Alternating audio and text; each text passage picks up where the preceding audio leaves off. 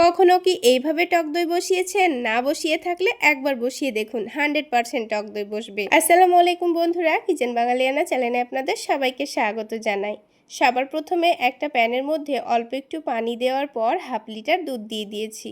এবার এই দুধটাকে অনেকক্ষণ জাল করে ঘন করার কোনো দরকার নেই। এখানে কিন্তু খাঁটি দেখে দুধ নিতে হবে।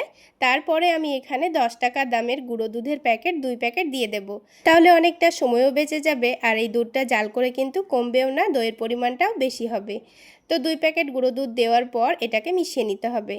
এখানে গুঁড়ো দুধটা দুধের সঙ্গে মেশানোর সময় আপনাদের লক্ষ্য রাখতে হবে দুধটা যেন হালকা গরম হয়। আর অতিরিক্ত গরম দুধে আবার কিন্তু গুঁড়ো দুধটা মেশাতে অসুবিধা হবে, মানে দলা পড়ে যেতে পারে।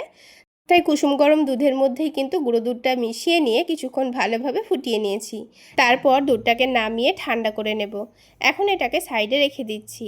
আর এখানে আগে থেকে আমি 2 টেবিল চামচ মতো টক দই নিয়েছিলাম, পানি ঝরানোর জন্য রেখে দিয়েছিলাম। তো পানিটা কিন্তু খুব ভালোভাবে ঝরে গেছে। এখন এই টক দইটাকে একটা হ্যান্ড উইক্সের সাহায্যে খুব সুন্দর করে ফেটিয়ে নিয়েছি। আর এদিকে দুধটাও কিন্তু অনেকটা ঠান্ডা হয়ে গেছে। এটাকে কিন্তু আবার পুরোপুরি ঠান্ডা করা যাবে না। দুধটার মধ্যে আঙ্গুল দিয়ে চেক করে নিয়েছি, আঙ্গুলে সহ্য হয় এরকম ঠান্ডা করতে হবে। তো দেখুন আমি অল্প একটু দুধ দিয়ে আবারও একটু ভালোভাবে দইটাকে ফেটিয়ে নিচ্ছি। তো হ্যান্ড উইক্সের সাহায্যে কিন্তু খুব সুন্দর করে মিশিয়ে নিতে হবে। আবারও একটু আমি দুধ দিয়ে খুব ভালো করে মিশিয়ে নিচ্ছি।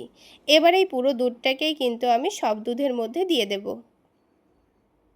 তারপর আবারও হ্যান্ড উইক্স দিয়ে সব কিছুকে ভালোভাবে মিশিয়ে নেব। তো দুধটা কিন্তু খুব সুন্দর করে ফেটিয়ে নেওয়া হয়ে গেছে। এখন এই দুধটাকে আপনারা যে কোনো পাত্রের মধ্যে বসিয়ে দিতে পারবেন। তো আমি এখানে 3টা কাচের বাটি নিয়ে নিয়েছি। মাটির হাঁড়ি ছাড়াও কিন্তু কাচের বাটিতে যে কোনো পাত্রেই কিন্তু এই দইটা খুব সুন্দর সেট হয়ে যাবে। তো দেখুন এখানে কিন্তু 3টা বাটিতে ঢেলে দিয়েছি। আর আরও একটু দুধ বেঁচে গেছিলো, তো একটা প্লাস্টিকের বাটির মধ্যেও ঢেলে নিয়েছি। এবার এই বাটিগুলোকে একটা ফয়েল পেপার দিয়ে খুব সুন্দর করে ঢেকে দেব। তারপরে বাটিগুলোকে একটা মোটা কাপড় দিয়ে ঢেকে দেব, দিয়ে এগুলোকে আমি সারা রাতের জন্য এইভাবে রেখে দেব। দইটা কিন্তু 4 থেকে 5 ঘন্টার মধ্যেই জমে গেছিলো খুব সুন্দর। এবার আমি আপনাদের তুলে দেখাচ্ছি। তো আমি 8 থেকে 10 ঘন্টা পর দেখাচ্ছি, দেখুন দইটা কিন্তু খুব সুন্দর বসেছে।